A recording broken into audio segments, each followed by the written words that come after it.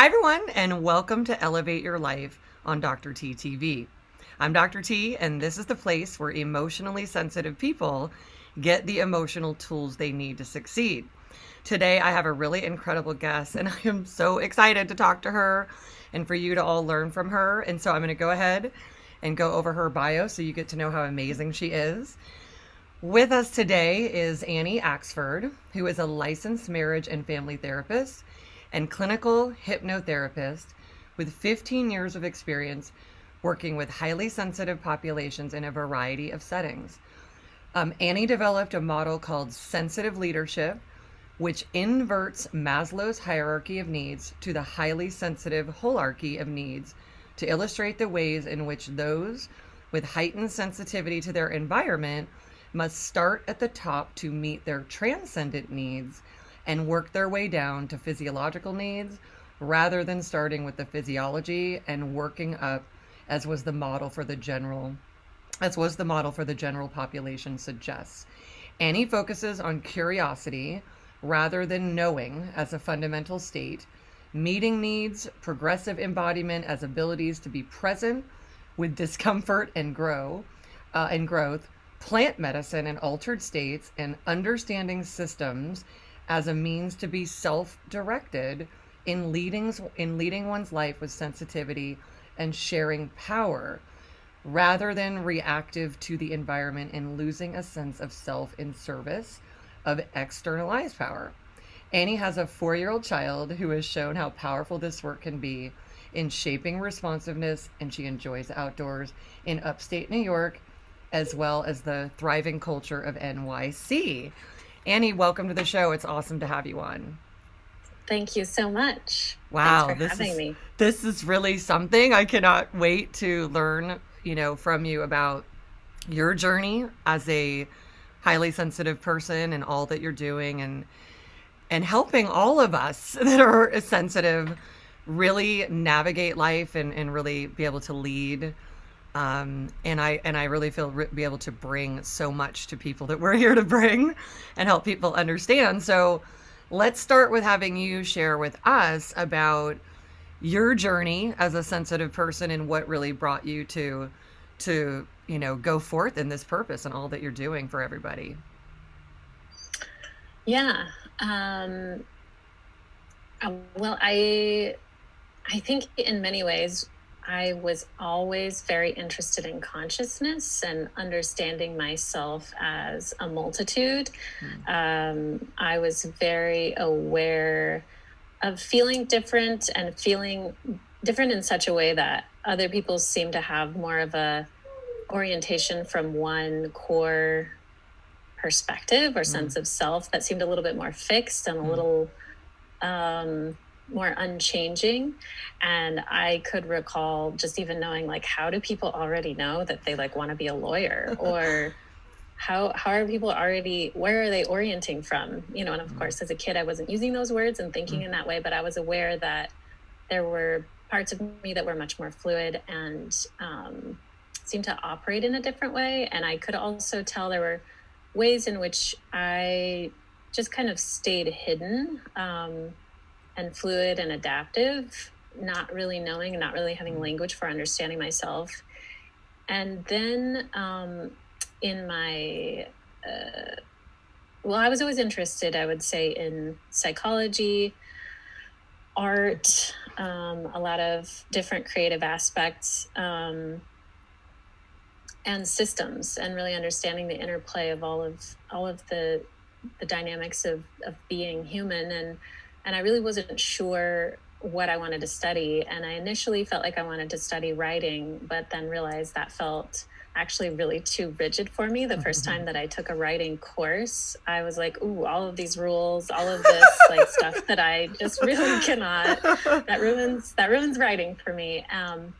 But I was very interested in human nature. And so I studied human development and philosophy and psychology. And it was really interesting actually to see all of those things alongside each other and to see what I was studying in philosophy and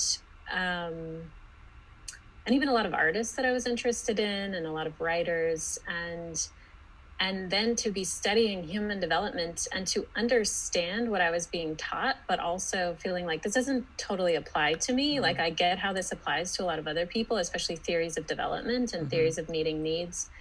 And then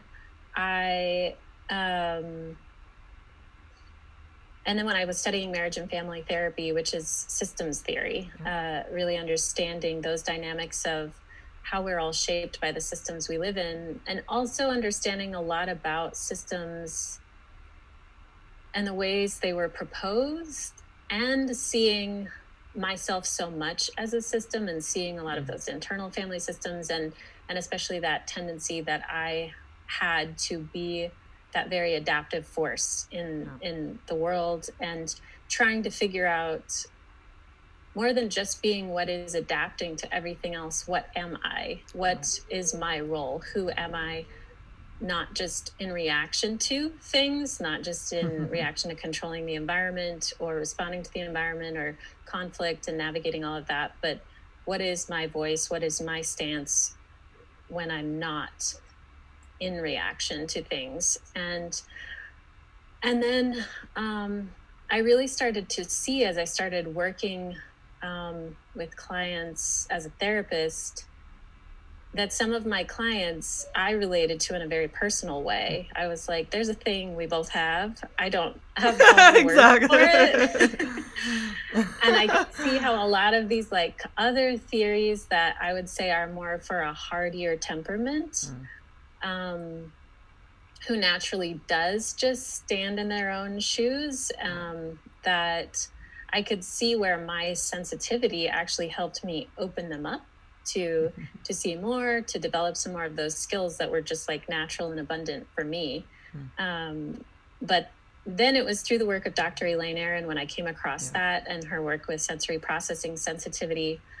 And also that I'd had a history with a lot of autoimmune health issues and a lot of sensory sensitivity and a lot of body issues, that I could see how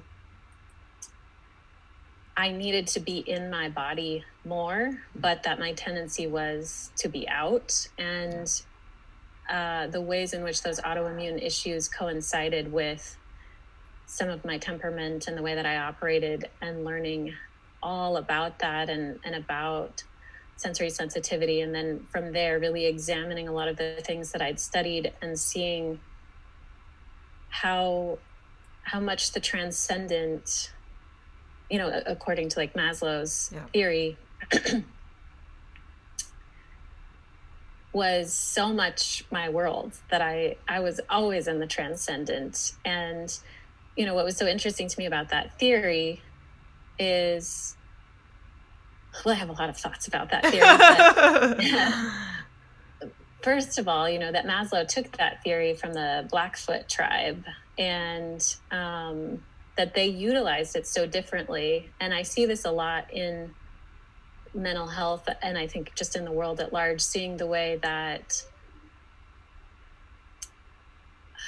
I guess I would say, more patriarchal perspectives on health and well-being zero in on the individual. And that's what Maslow's theory, it takes what was a very tribal, community-based theory of wellness, that we are all connected, and turns it into this pyramid that pyramid scheme. A pyramid scheme that goes up to the individual, that's like, that somehow there is this individual idea of health where you sort of capitalize on all of these needs at the bottom, and then you transcend.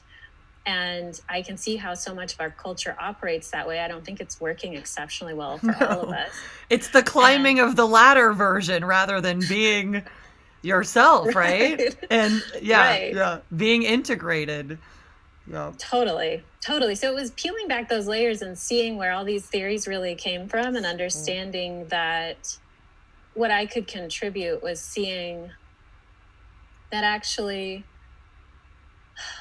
all of those challenges of the world that I am just bathed in, the transcendent, that is so misunderstood. And even in Maslow's original theory wasn't even included, that the top three layers of the hierarchy weren't even there. And those are the transcendent needs, self-actualization, and aesthetic needs are the world of the highly sensitive person. Like, that's where we are all the time. And it wasn't even identified until later, wasn't even, identified as real in the kind of dominant culture. And too woo-woo, right, Annie? Too woo-woo. Right, too woo-woo. And now, obviously, so much science and so many aspects of the world are showing us, like, we are all connected electromagnetically and in so many different ways. And the sync up is real. Yes. So it was through examining that and seeing all of those things that I started to hypothesize more about what does this model look like if it is this funnel, if it is this holarchy rather than a hierarchy where everything is in that and we get to distill things down. And what does that mean for us individually as highly sensitive people to understand ourselves, but then also our role socially and culturally, and how that is so missing so often, and how that's hurting everybody, not just highly sensitive people, and how that I definitely believe that highly sensitive people understanding their own evolution and being able to meet their needs and get to that place where they can be in their own physiology and have their own relationships that come from a space of valuing themselves benefits everybody, like, absolutely. And I think there's so much evidence that we can see when I look at, like, people that I see making a difference. I can see that they have been able to do these things and evolve in these ways. So that's how my work came to be, was really seeing all of those things and challenging all of those things, and then learning how and looking at what does that mean for each stage there. And if you can hear giggling in the background, that's my 4-year-old. I love it. I love it. Welcome to it. What is is it your son or daughter? Hey, son. Yeah. All right. Yes. Got it. What is his name? Vin. All right. Well, Vin's with us. I'm so happy about that. Yes. Annie, I'm always so happy to do this show, and just the beauty that it shows me. I am so glad to be connected to you, and just having you walk us through your journey. I feel like it is so important for sensitive people to know what it is that you're sharing. And I just thank you, because it's just, even though some of the details are obviously different and unique, I feel like you just described the journey of my life on such a more articulate level. So gorgeous. And just navigating this understanding from the time that we're little. And for those of us that have that sense that we're little, and when we're little that we're different, but we know that different thing can often take us in the different story, rather than we're here on purpose to be this way. And then what we do is we go through this process of trying to figure it out, obviously. And I love that where we are is recognizing our role here was on purpose, and it is very essential.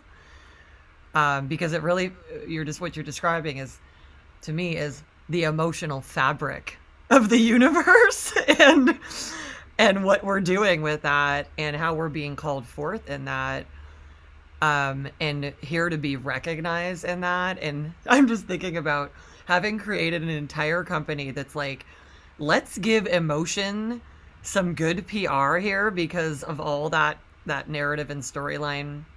But I think you described as the patriarchal process of negating it, rather than, like, it is literally the atmosphere where, as you said, we're bathing in it. So good.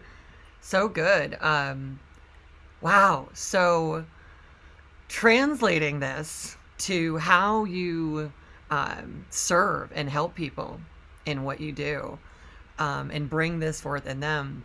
Share with us about how you're leading people, and what it looks like to be working with you, and and collaborating with you? What does that look like? Yeah, so right now, it's primarily one-on-one work because I have been parenting the last he's almost 5 years. And that has been in and of itself a very interesting, unexpected journey of this process, and really being able to witness this little sensitive nervous system and shape it and interact and apply and understand these things in a much deeper way, and also see my own childhood experiences through that lens, and really be able to ask myself the question, like, I am the adult right now. What is the most helpful thing with all of this perspective that I have with working with myself and my sensitivity and all of my clients right now, here in this moment, when I can see like what's going on with my kid, he's overstimulated, or he's having a really strong emotion, and what is the response and why. And seeing that moment too has really brought this work to a deeper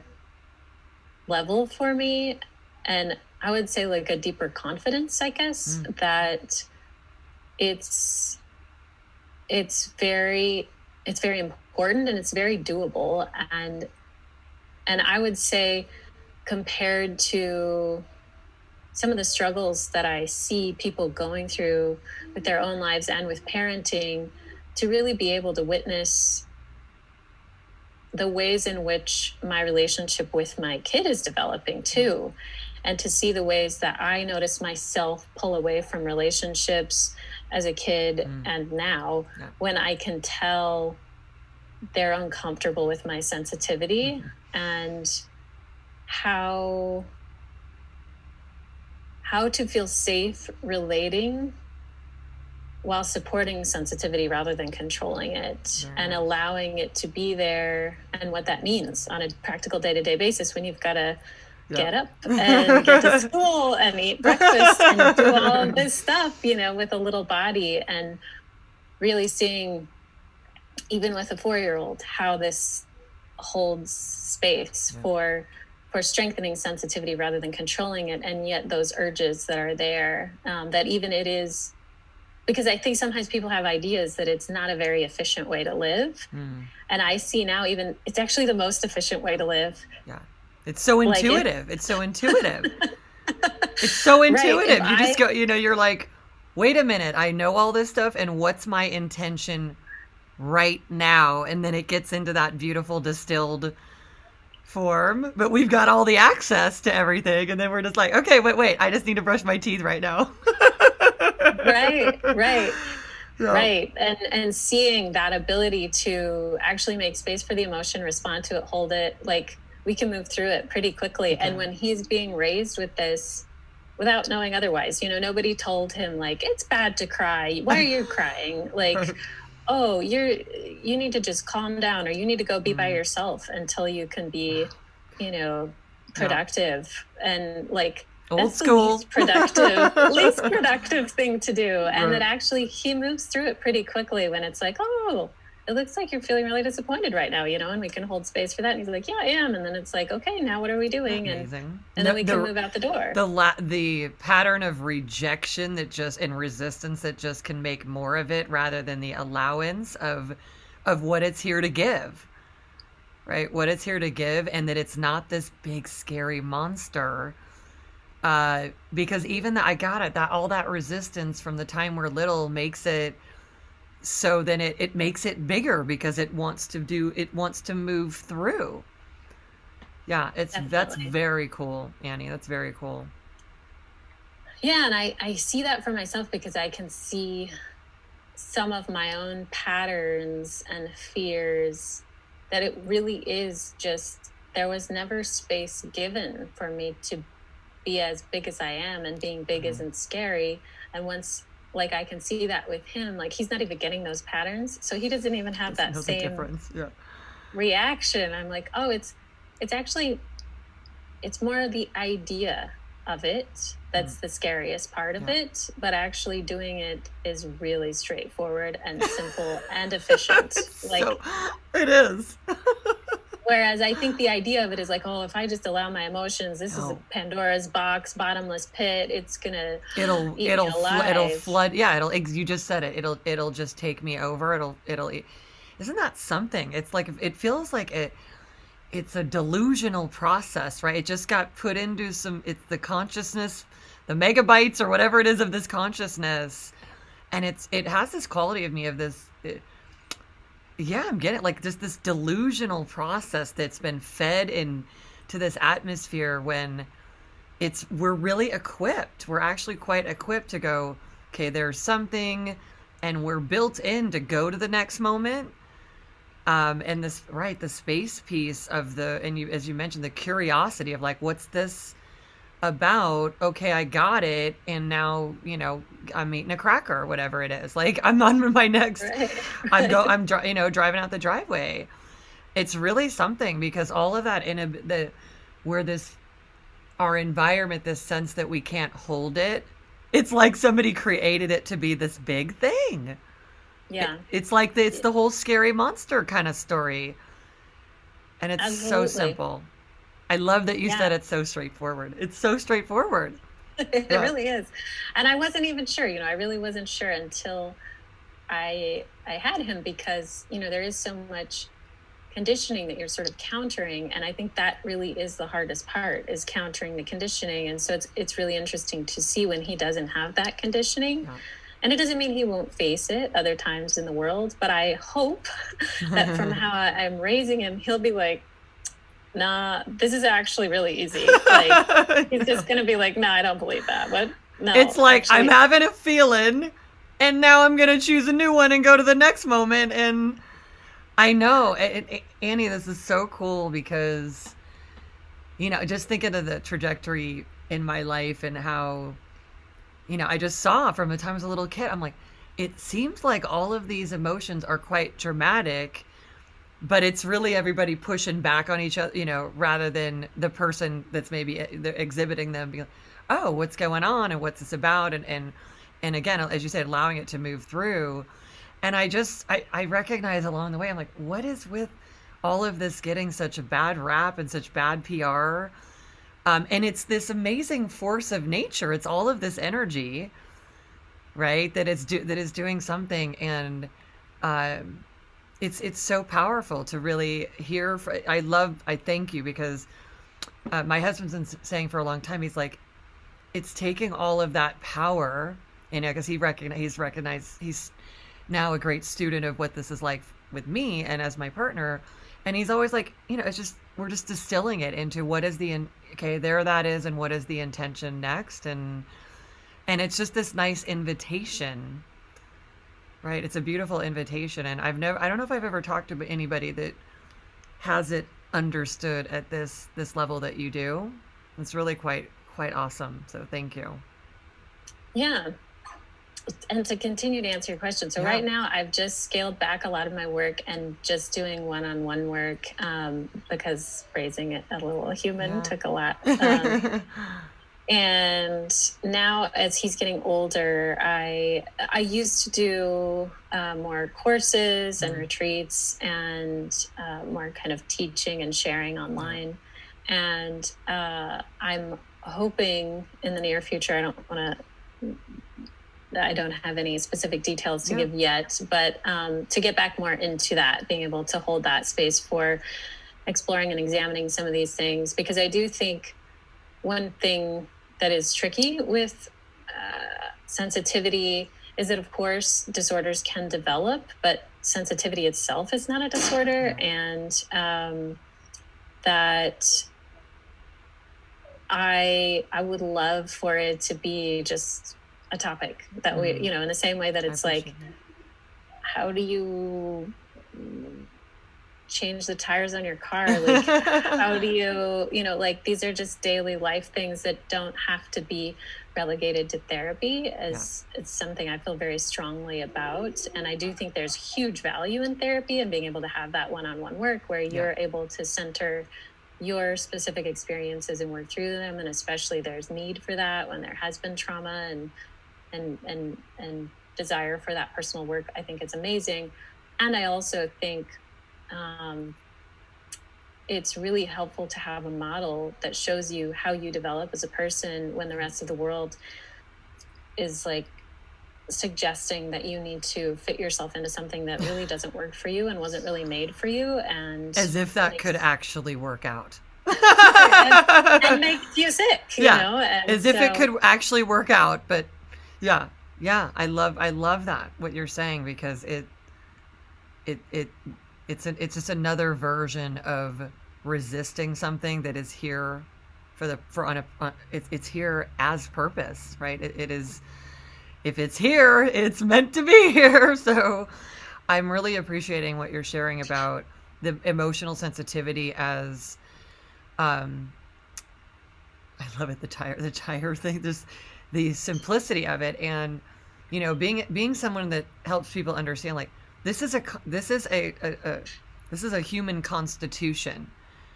right? And it, of course, it's valuable. I mean, it goes without saying it.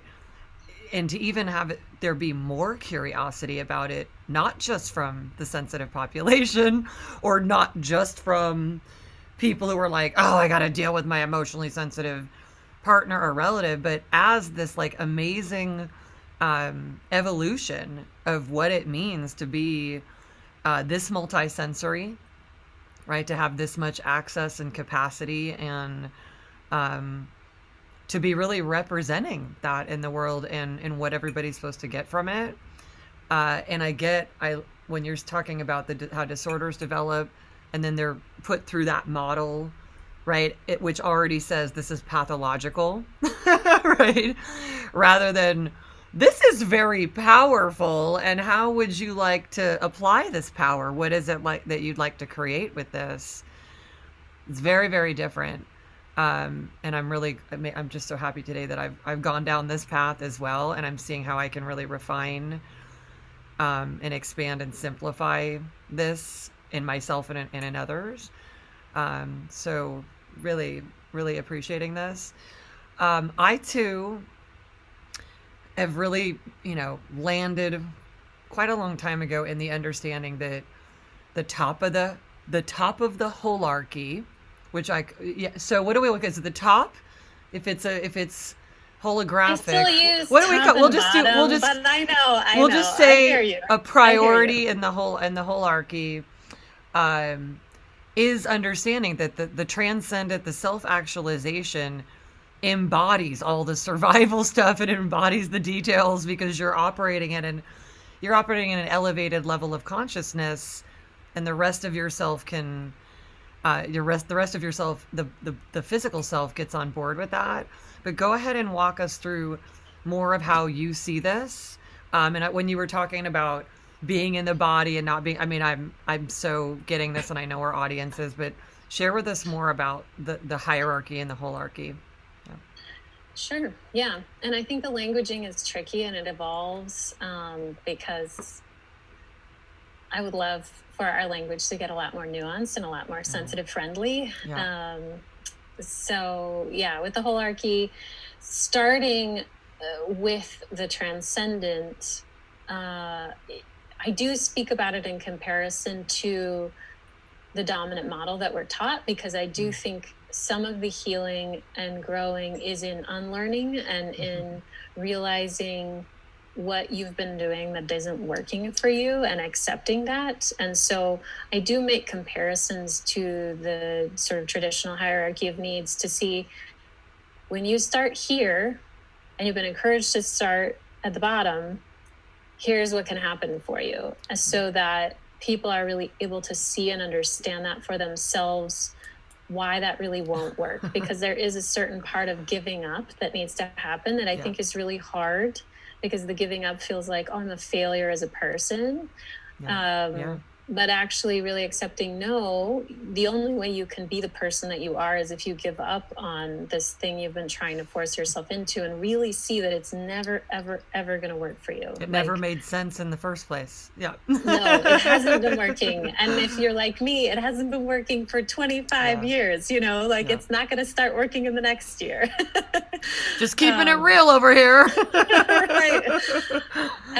But it's interesting how hard it is for that to die until you can actually see it in front of you. And for some people, they're in their 20s, other people are in their 40s, other people are in their 70s, realizing like, oh yeah, I keep trying to fit myself into this. Like whenever I'm struggling, I keep thinking if I just try harder, if I just push harder. And so it is that kind of giving up that I encourage, but it's difficult to let go. So just like a replacing. Yeah. Yeah. And so I would say when you're starting with the transcendent, that is the first step that I kind of recommend going through and considering how this all works for you, and not like understanding the concepts, but not being able to apply them yet, but just really let yourself make that mental frame shift, because it's really tempting to take this new model, the holarchy, and try to use it to fit yourself into the previous model if you haven't really given up on it. And so, you're like, wait a minute, I'm still sneaking in the back door of it. Right, like, oh, so if I meet my transcendent needs and I do this and I do this, then I'll be then I can fit in. I'll be fixed. Yeah. And it's like, no, you're always going to be very sensitive. That's not what we're trying to change. Right. Oh, good. So that would be the first step that I recommend, is just understanding it more as an intellectual concept and letting that reframe, I find, just happens naturally. And that I think people go through this in general when they first understand about sensitivity in general and the theories of sensitivity. It's like, oh, there's not something broken about me or wrong with me. And then you can start to reframe your whole life of like, oh, maybe that's why that thing happened in third grade, or maybe this is why I've always had this conflict with my mom. Or it's integrating it. You're like, oh, now it's integrating that this was my reality the whole time. Right. So right. Good. So just making that frame shift takes some time. But then I find the model works at many levels, and I can just speak to it personally myself, that I've found in my life, I have tended to move through sort of that distilling process, coming down into each of those levels, meeting those needs in a broader, bigger, more general way in my life. So maybe I spent like a couple years really meeting my transcendent needs once I started to get this, and doing that on purpose. And I think this can happen for people whether they know it's happening or not. So I do see some people get to the point where they're like, I'm so sick and frustrated, I don't even care if I'm wrong. I'm just going to do what I want to do now.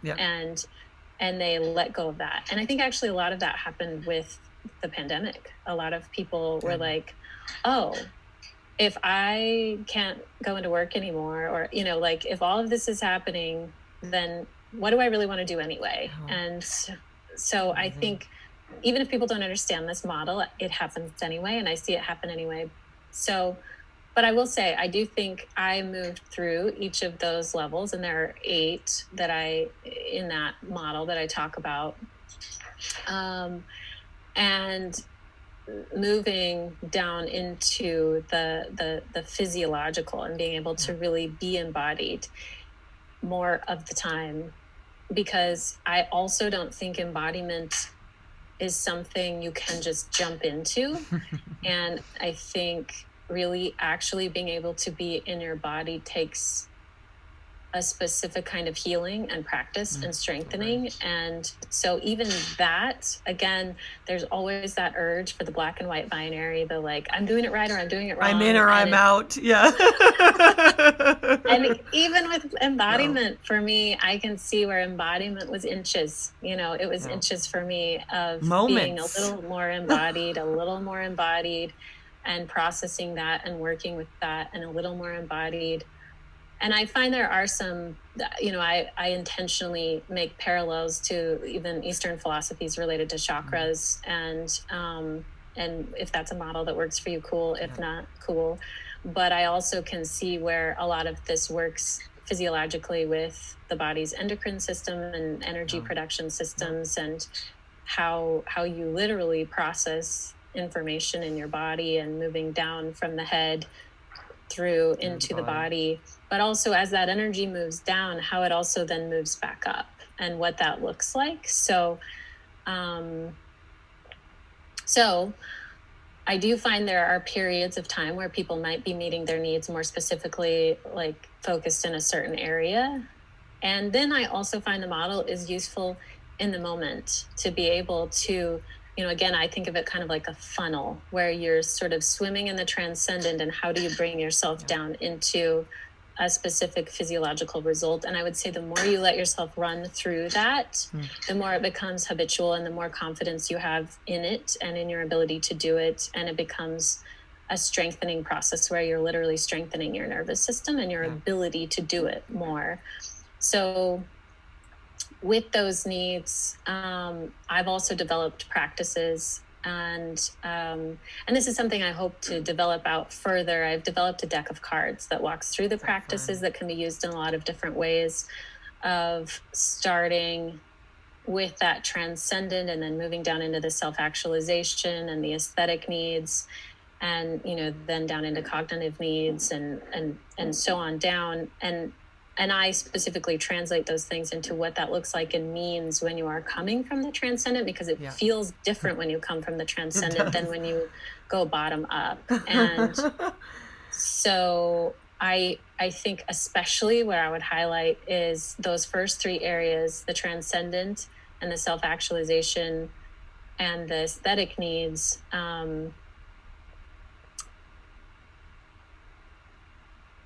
Aesthetic needs, I think, are one of the most uncomfortable places for a lot of very sensitive people. And they feel so guilty and so bad and so wrong that what they need is beauty, and that the aesthetic is up there. It's the third one down. Like, you cannot, not skipping out. After that neutral, after you can really neutralize and understand the transcendence is not good, it's not bad, it's information, you're with it, it's there, and bring it into your body and self-actualize that information. If the reason I feel any of this information is because of my body, and I have this body, and bring that information into your specific body on purpose rather than stay out of your body with it, then the very next step is, what seems beautiful to me? What seems like it would feel better? What would I like to do with this? What is my preference? What is my specific center tell me about this information? And then that's when all the other needs come in related to, some of the things that I think people think of as more responsible, this idea of being the to-do list, human, as we call it. Yeah. The to-do list that, if you really looked at it, would make no sense in the space-time continuum, but somehow when you're coming from the transcendent, right? How efficient that is. Right? Yeah. How efficient that is. Yeah. Yeah. And so I think that is one of the trickiest areas with working in this way, is really developing that trust in your vision and your specific personal vision about it. Because I see so often people are like, oh yeah, I'm feeling this, I feel this in my body, and now what's the responsible thing to do with it? Like, what's the thing I should do right now? Rather than, nope, that is your body's resistance. You're shooting that information back out. You're kicking it out of the processor, as we call it here. Yeah. Instead of bringing it down in further. And so I think, and I see that urge too, to go back up to the transcendent as you're trying to distill down to the physiological, feeling that pull to go back up and keep spinning with transcendent and information, keep gaining more ideas. Yeah, keep gaining more of the consciousness, when really the embodiment and then the materialization of it is really, that is the whole experience of the transcendent, because then it's really, it's earthly transcendence, right? Which is what we're doing here, right? Which is the journey. Annie, I'm so aligned with all of this, and your just your articulation of it. I am I'm really experiencing this on a very transcendent level. So thank you. And I just want to add in just how happy that makes me, because see, having been, as you have, in so many sensitive people and so many humans, having been in that experience of the sickness and the autoimmune, and again the whole sort of like, wow, this is a big to-do list to be a person. Like I remember, this doesn't quite make sense, I'm not quite sure how it works. And having worked with so many people in our emotional training programs where they are in that model, the patriarchal Maslow, from the bottom up model, and in the system that tries to fix when that doesn't work for somebody, right? By saying more treatment, and more supplements, and more, and things that I see their places, I see the place for them. Sure, absolutely. But the paradigm shift that's so important, that I've gotten to facilitate, I've been given, received it through the transcendent, been able to translate it to others, and see where something like what would be considered very serious depression, or a disorder like schizophrenia, or antisocial personality disorder, any of these constellation of patterns that can get cemented there for a while, and all the physiology, everything that goes along with that, and the relational issues, and really what is this sort of whole set of stuff that just looks like it's spinning out, and it's bigger than the person. And being someone who has people just focus on the transcendent, what is it that you're when you really bring it in, what is your intention, what is speaking to you about what's that next purpose, and having that, I'll use regular terminology, like clear up all this other Sure. stuff, because somebody got deeply connected all the way through themselves with what they're really here to do, and what it is what they really want to do, and that is one thing, and how Right. that's the wellness.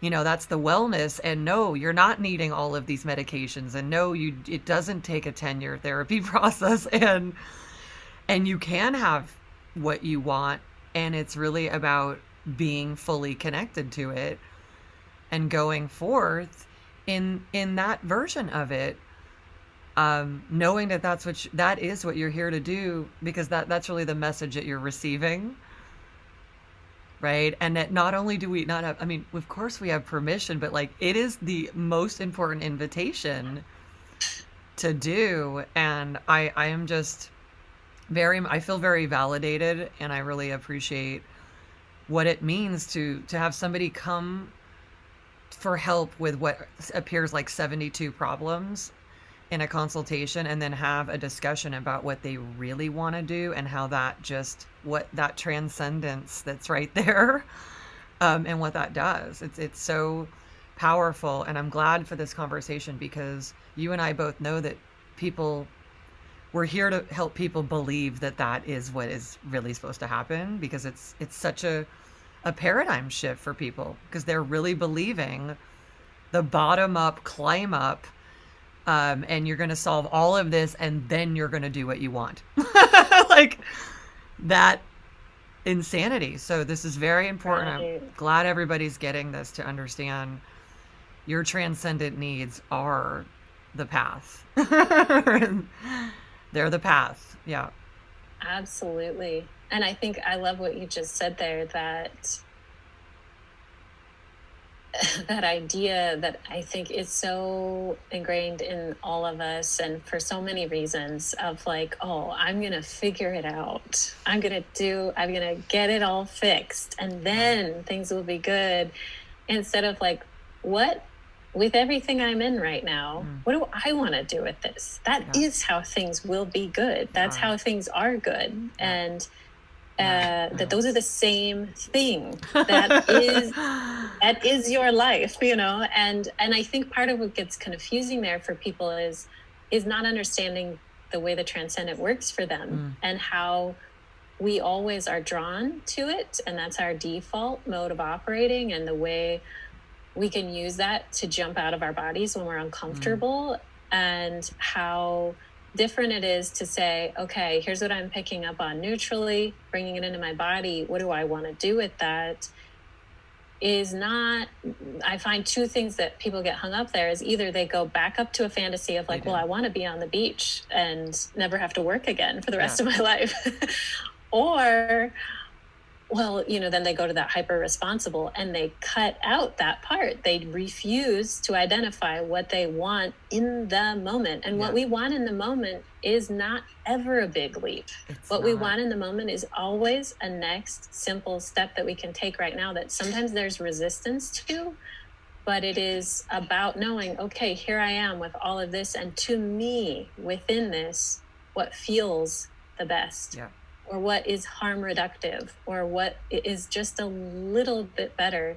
What is the incremental? What is the incremental movement in the direction that I want to go? Wow. So Ane, yes, and having worked with clients who are really studying the transcendent realm and plant medicine and things like that, and also struggling to then also operate, just as you said, here on earth with what is I call it the materialization of the consciousness. And I so love this articulation of where the consciousness is there, and then it's about, I've been saying recently, for people to take the directions, like how fast it gets kicked out before it can fully be, really fully be. And then you're right about, and then there's whatever that resistance is that's going to have you walk across the room and get a glass of water, or make the phone call that you've been wanting to make, or do a piece of research, or anything, or go take a nap, or whatever it might be. Then to go like, oh, here's another bunch of idea and I'm hanging out there. But as you said, you just said missing out on what that full actualization, full embodiment of that direction that was just given to you, the direction that just wants a little bit more attention so that it can then take you to the next one, and what just is so much more smooth and just really smooths out the intensity that emotionally sensitive people are often trapped in. So this is really, really powerful. So if any other thoughts about especially when people are doing transcendent work, and then you can see that chasm between how amazing they are, but then their material, the life of building their beautiful aesthetic life, that part can often be behind their consciousness. It can be a big chasm between it. Yeah, I think it's just important to have so much compassion, and that this is not a perspective that is about doing it right. This is all feedback, and that everything develops little by little, slowly by slowly. Like I said, for me, I see this process, I go through it in so many different ways.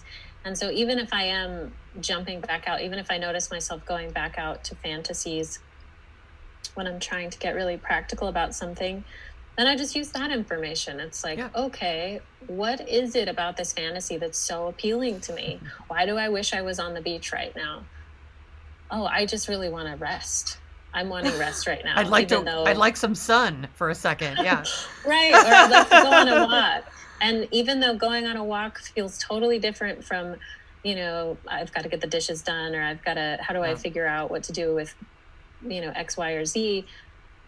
Trusting in that, and trusting in my body's communication to me, and trusting in these different layers of operating, and that they are always operating, and they can all be operating at the same time. And it's not about control. It is much more about making space and being responsive, and the ability to respond is within all of us. We always have the ability to respond instead of control, and response has no right and wrong. Response isn't like, oh, you did the wrong thing, you screwed this up, and now the rest of your day is botched and good luck. It's response is always, oh, I tried this thing out and I'm noticing I actually feel worse now. Interesting. It's data spacious. point. Response is curious and spacious. It isn't constricting you into this has to work. But it's all informative feedback, and being able to listen to that and sometimes moving, I guess I will say, sometimes the things we're up against are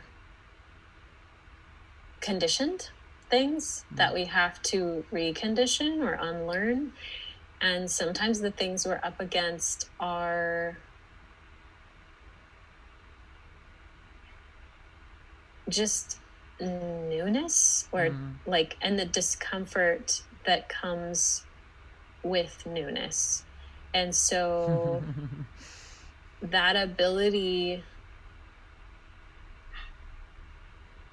whether what you're facing is coming from like a lifetime of unhelpful conditioning, or you're stepping into a totally new thing that you've never done before,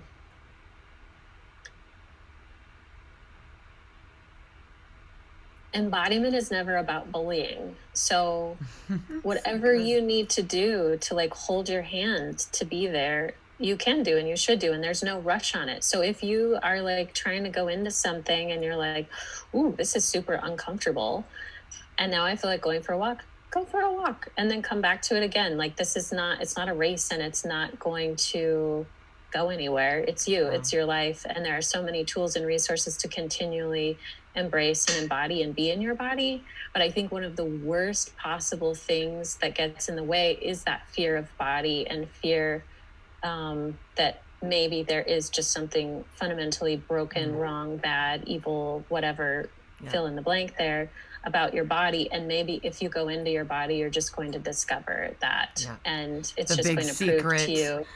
The big secret that you don't want to, I can feel this. The big secret you don't want to, you're not all the way, because you don't want to, just in case, you don't want to go all the way in. And just thinking about some of the fun we have at my company, all in is one of our biggest, patterns that we do, that we have fun talking about and helping people with, because to me, it's really further in to consciousness in your, with your whole self.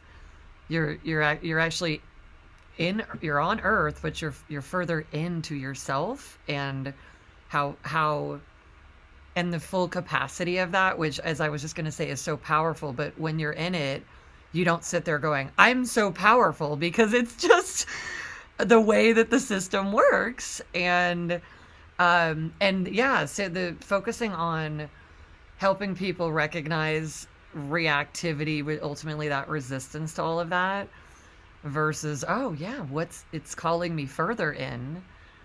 And how awesome is it there? Because it really is cool. And I'm talking to you, I know you know exactly what I'm talking about. It really is quite lovely. And it's so fun. I've been having fun lately going, I want to be so in there always that I don't know anything else. So I've been having a lot of fun just going, okay, am I willing to only know the full embodiment experience, and the parts that want to make sure they can play around with other things? It's sort of funny. Go, okay, I'm in the curiosity of that, to just go ahead and fully know the all-inness experience that keeps inviting us.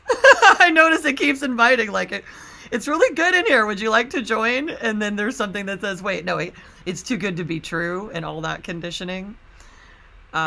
So anyway, I'm entertaining myself, Ane, with it, because it is so fascinating and cool. And I just love so many things that you are sharing with us, and especially the process of recognizing the differential between just being a reaction to life and adapting to everything all the time rather than being this whole self, and what that experience is when you're fully in connection, and then that's navigating you to whatever is that simple next thing that may in fact be a beach chair and the umbrella drink with the umbrella or whatever it is, and it often is more just stepping outside and taking a look at the sun and letting it hit you. And you could still go to the beach, but really you start to know like it is so simple and available, and I can go to the beach too if I want, and I'll know the difference between that. Absolutely. So cool. Absolutely.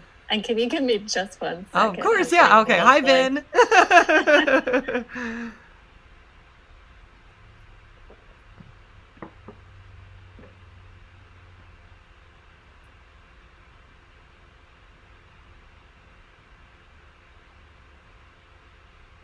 Good. So, Annie, that's a good cue for us. We'll go ahead and start wrapping ourselves here. I look forward, by the way, to continue our conversation. So for the show that we are doing right now, please share with us where people can follow you, be connected with you, and learn from you, because I know they're gonna wanna tune in. Definitely. So right now, like I said, I'm kind of revamping things, but you can definitely find me at aneaxford.com, which is spelled ANEAXFORD.com. And then I also am at sensitiveleadership.com. And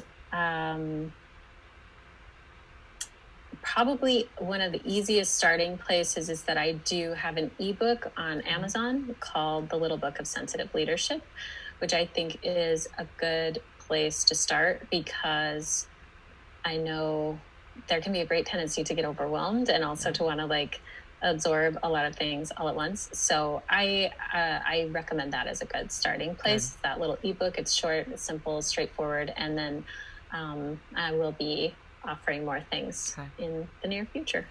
What I'm loving about the book you just described is because what's so great, everyone, right, about being sensitive is a little bit does a lot. Right? Just even thinking of something, like I can be reading about magnesium and if I feel like I've taken it, it's like so phenomenal. So I definitely encourage everybody to get Annie's book. And Annie, one last question that I asked to everybody that's on the show, which is, if we were to imagine that this was like the last moment that you could give a message to the world, and this was that message that you encapsulated what you're here to share with us, what would that message be, so that everybody could take that forward and be able to live the life that they want to live? Such a good question.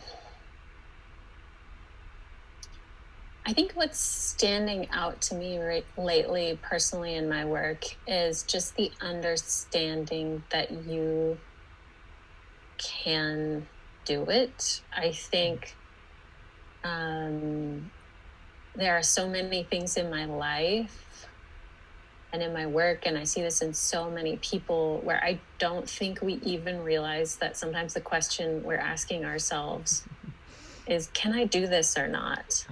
And like, as if not is an option. And it doesn't mean that it's going to happen in a particular way or time frame or as you imagine it.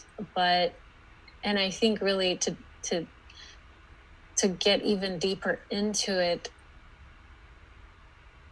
so often when I see people asking questions about things, they're asking about, well, how did you do this? Or when does this start? Or what time frame do you do this? Mm-hmm. And really what they're wanting to understand is this possible for me? And I think it's so important to understand that you truly can be with yourself. And whatever the level of discomfort is that you're facing, you can be with it. And I know I've gone through incredibly challenging physical experiences, physical healing, emotional experiences, and noticing when I try to think about it, like, what if I can't do this? How that impacts me and how I feel, and realizing that even the most uncomfortable places in my body and in my life, that I can be with it. It is possible, and I can be with it. I can, and that's really what I think doing anything is about, is like, can I be with this sensation? No. Will I be able to do that? And I think understanding, and I see this so often when people don't understand sensitivity at all, and they're very, very fragile and reactive, they don't even know how often they are booting themselves out of their body, and they don't even understand how scared and defensive and uncomfortable they are with what feelings they're having there. And I absolutely believe we can all be with those things. Again, maybe not in the time frame we would like, maybe not quickly and easily, and maybe it's going to take a lot of practice, but that I see, so it's so at the heart of it is really, can I be with this sensation? And I say absolutely yes. And it's sometimes much more like, okay, like, let's do this. And it's not comfortable, but it's doable and absolutely worth it. And that's part of embracing your power, is really being in your body. And it seems so scary, but those feelings and those sensations, with practice, get more and more and more and more workable. Yeah. Ane, I love this. You can do this, and then it's like, and so let's do this, right? Like, you can do it. I'm so happy for that message, right? Because it's the truth, and it is about it's about being with it and having what it is that it's there to give you and do for you. And I also know how important it is for everybody to start to enjoy those invitations, because they're invitations for transformation, which we know that highly sensitive people love. So I believe that that's actually the biggest gift, is that we are the transformation experts at the heart of it, evolving the environment. So thank you for collaborating with me today on that. And I want to invite everybody to take everything in and enjoy the process of the transcendent in your body, and fully take it in and experience it and experience yourself. And we're going to keep doing these shows so that you all get that much more help and support. And I thank you all for being with us, and being on this highly sensitive journey of stepping fully into our sensitive leadership. All right, everyone. Thanks, and we'll see you next time. Take care. Thank you.